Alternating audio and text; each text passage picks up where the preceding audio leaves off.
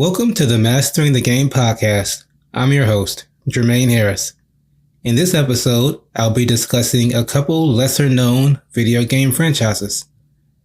The first franchise I'll be discussing is the Conflict franchise.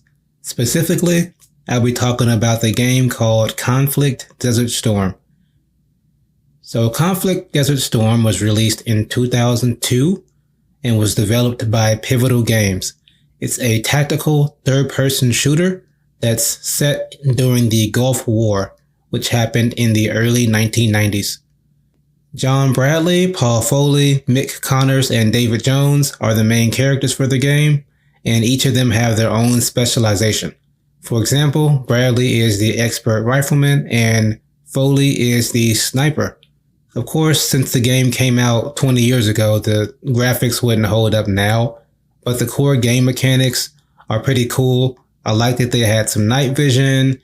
I like that you're able to tell your team where to go on the map, so you can tell them, hey, go hide behind cover here and then go attack those enemies right over there. So I like that it gives you an option to direct your team.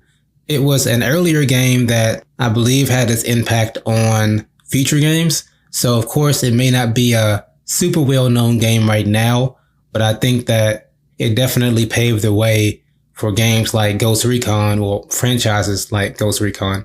In that vein, I wanted to also bring up another game franchise called SOCOM.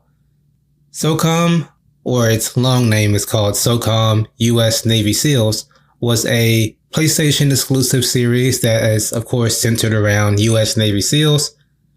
And it's another third-person tactical shooter, but this franchise was mostly developed by Zipper Interactive, and it was published by Sony. With it being a PlayStation exclusive, a lot of folks may not have known about it if they only stick to PC games or Xbox games or Nintendo, but it's really a nice franchise for those that know about it. The first game came out on the PlayStation 2 back in 2002. It was pretty popular. I believe the first game sold like 2 million copies or so. And each of the story modes feature a fairly standard military theme. You've got a squad of SEALs that are being deployed into battle across the world.